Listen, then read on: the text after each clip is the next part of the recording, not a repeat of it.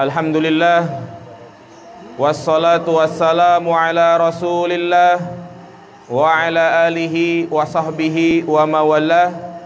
Ashhadu an la ilaha illallah wahdahu la syarikalah wa ashhadu anna muhammadan abduhu wa rasuluh la nabiyya ba'dah.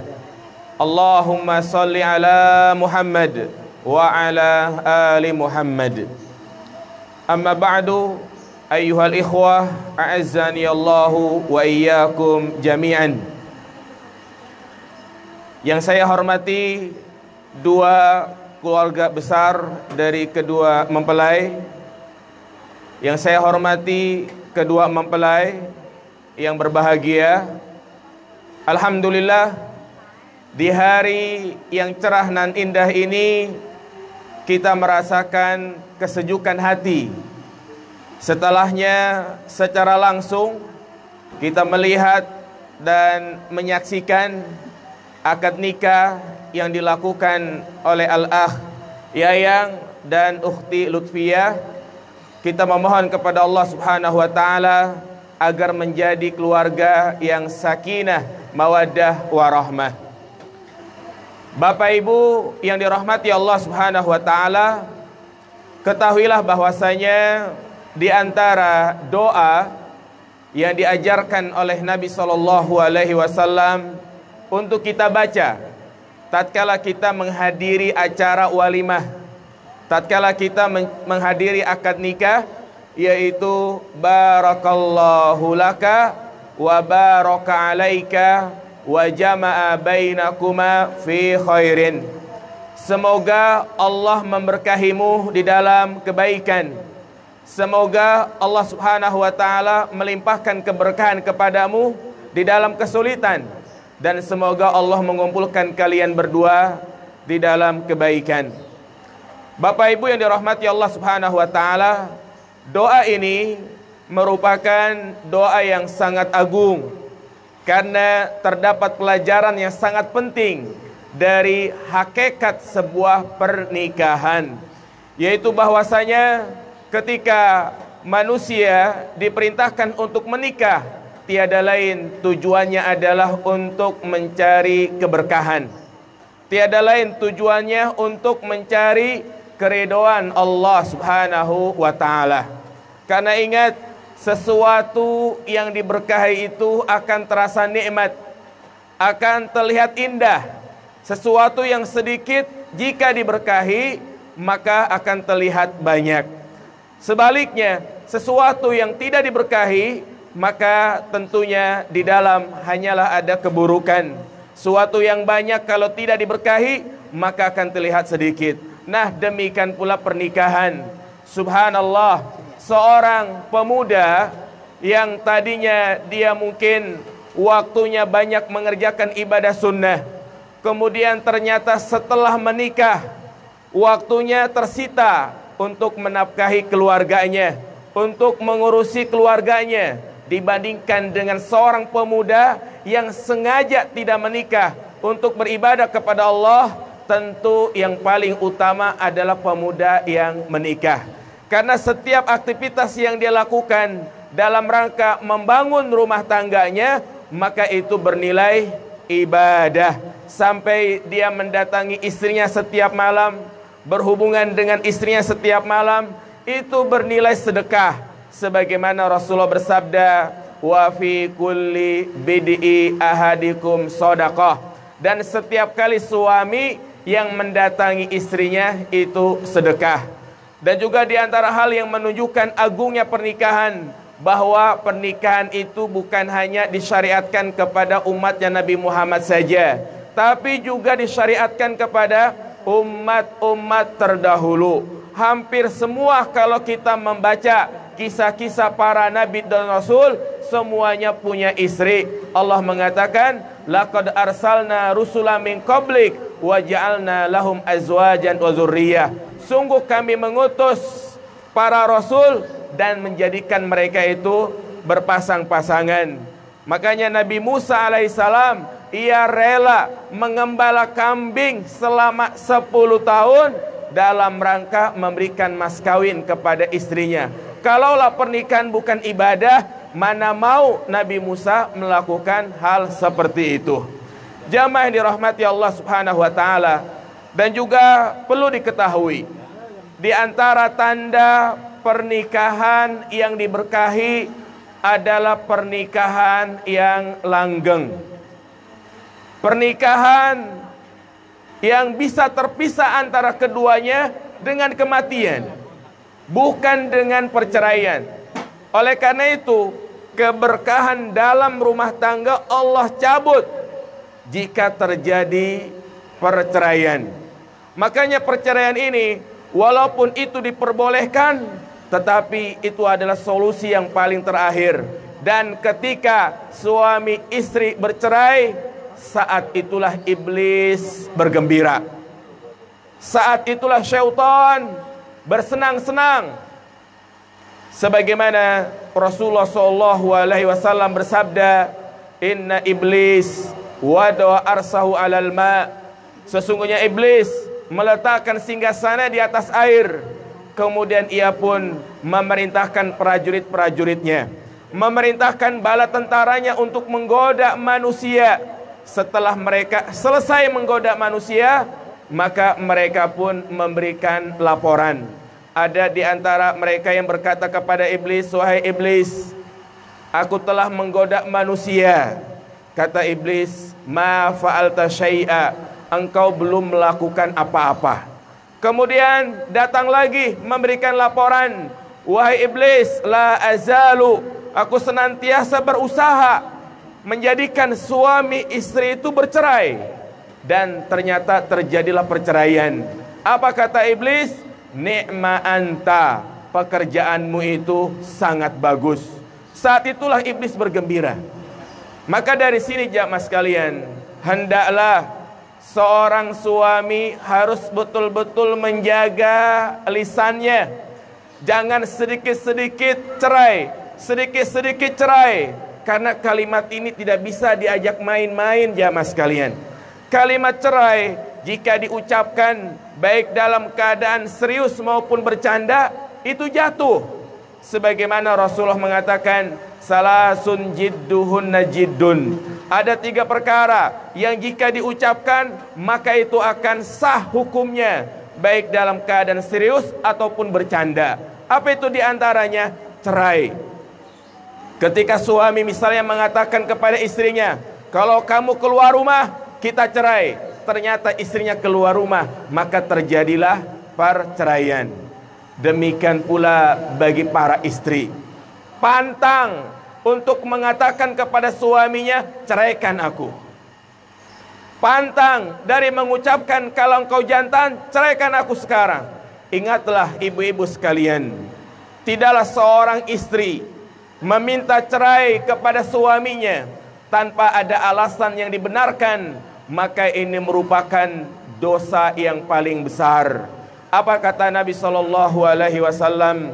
"Ayyumamro'atin sa'alat zawjaha tolak fi ghairi ba'sin lam tarih raihatal jannah." Wanita mana saja, istri mana saja yang dia meminta cerai kepada suaminya tanpa ada alasan yang dibenarkan, maka dia tidak akan mencium wanginya surga. Mencium wanginya surga saja tidak mendapatkan, apalagi masuk ke dalam surga. Demikian pula Nabi mengatakan, "Al-mukhtali'at wal muntazi'at hunnal munafiqat." Wanita yang meminta cerai, wanita yang meminta hulu, maka mereka adalah wanita-wanita munafik. Jadi harus kita jaga pernikahan ini. Demikian pula kalau ada kerabat, kalau ada teman yang kadang curhat masalah rumah tangga, suami datang curhat tentang istrinya, istri datang curhat tentang suaminya, maka jangan sampai kita mendukung programnya iblis. Kita berusaha memberikan solusi agar keduanya jangan sampai terjadi perceraian. Jangan kita katakan kepada wanita tersebut, "Ya udah kalau gitu minta cerai aja, gampang kok, laki-laki banyak yang nunggu kamu." Enggak boleh jamaah sekalian. Kita berusaha menjadikan suami istri tersebut ya saling mempertahankan rumah tangganya. Jamaah yang dirahmati Allah Subhanahu wa taala, tentu di antara tujuan pernikahan adalah agar tercipta sakinah, mawaddah, warahmah. Inilah yang menjadi harapan setiap insan ketika dia melangsungkan pernikahan, berharap dan berkeinginan rumah tangganya itu damai, tidak terjadi pertengkaran, tidak terjadi percekcokan, sehingga hidup mereka bahagia. Sebagaimana Allah Subhanahu wa taala berfirman, "Wa min ayatihi an khalaqalakum min anfusikum azwaja litaskunu ilaiha wa ja'ala bainakum mawaddata warahmah." Di antara tanda-tanda kebesaran kami jadikan manusia itu berpasang-pasangan agar mereka hidup tenang, saling mencintai dan juga saling menyayangi. Ingatlah jamaah sekalian, tujuan ini tidak akan terwujud. Tujuan ini tidak akan tercapai kecuali masing-masing dari keduanya, baik suami ataupun istri, betul-betul menjaga hak-hak dan kewajibannya. Ingatlah, seorang laki-laki yang sebelum dia menikah, dia hanya bertanggung jawab untuk dirinya saja. Tetapi setelah dia melangsungkan akad nikah, maka dia harus bertanggung jawab kepada istrinya. Kalau punya anak, maka dia harus bertanggung jawab kepada anaknya. Dan juga perlu dipahami bahwa kewajiban seorang suami itu bukan hanya memberikan nafkah, bukan hanya memberikan tempat tinggal, bukan hanya memberikan pakaian, makanan, uang belanja setiap hari, bukan hanya itu. Tetapi di sana ada kewajiban yang paling penting, yaitu menjaga istrinya, anaknya dari api neraka. Sebagaimana Allah katakan, "Ya ayyuhalladzina amanu qu anfusakum wa ahlikum nara wa quduhan nas wal hijarah." Wahai orang-orang yang beriman, jagalah diri kalian dan keluarga kalian dari api neraka yang bahan bakarnya itu berasal dari batu dan manusia. Maka hendaklah suami istri harus bahu-membahu membangun keluarga yang islami. Seorang suami ketika dia membiarkan istrinya tidak sholat, ketika dia tidak mengajarkan anak-anaknya tata cara sholat, tidak mengajarkan membaca Al-Quran, maka hati-hatilah jamaah sekalian. Suami model seperti ini adalah suami yang dayus.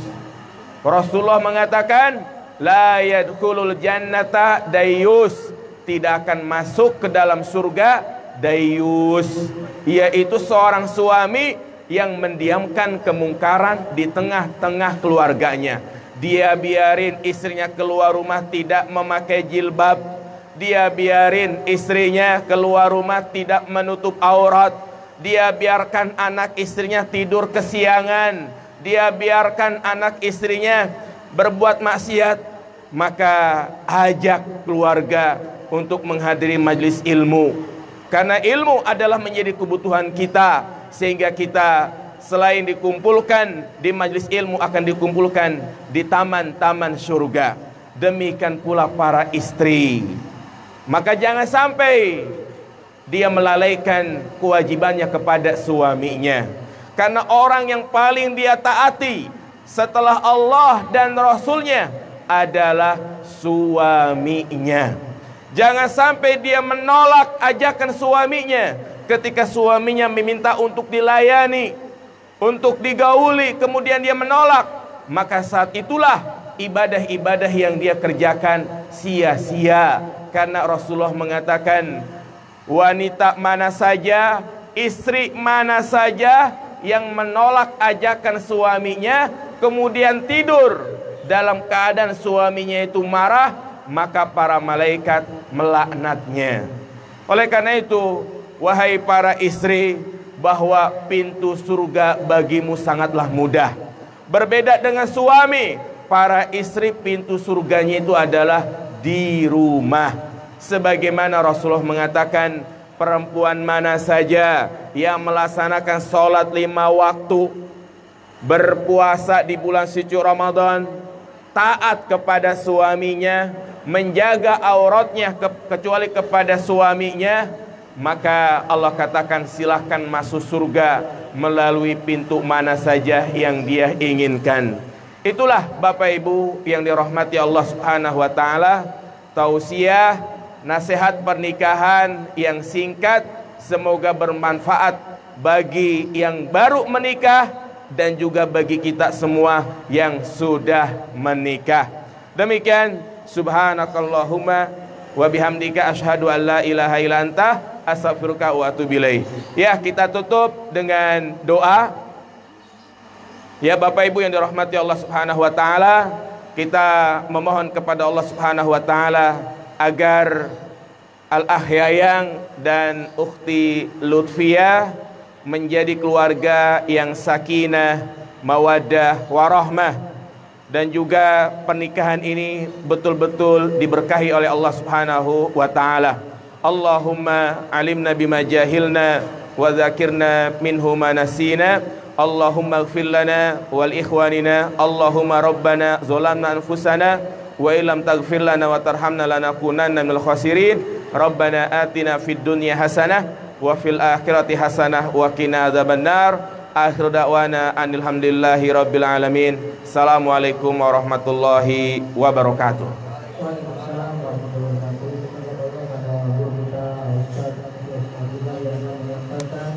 Tausiah khusus untuk kedua mempelai dan umumnya bagi kita semua yang hadir pada majlis Alhamdulillah pagi hari ini.